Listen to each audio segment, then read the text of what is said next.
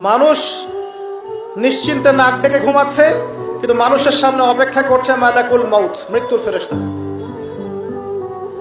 ভাই, আমরা সবাই মারা যাব, এই কথাটা কি আপনারা বিশ্বাস করেন?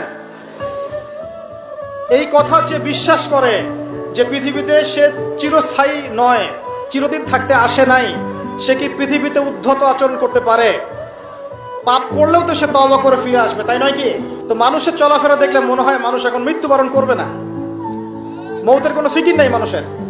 আল্লাহর সামনে দাঁড়াতে হবে, জবাব দিতে হবে, এই চিন্তা মানুষের মধ্যে নাই। সারাদিন দুনিয়া নিয়ে মানুষ ব্যস্ত হয়ে আছে। আল্লাহ পাক হেফাজত করুন আমাদেরকে। তো পরকালের ক্ষতি দেখেন, মানুষের সামনে অপেক্ষা করছে মউত, মানুষের সামনে অপেক্ষা করছে কবর। কবর যেখানে কেউ যাবে না, আপনি আমি কেউ না, মানে কেউ কারো কবরে যাব না, কেউ কারো কবরে না।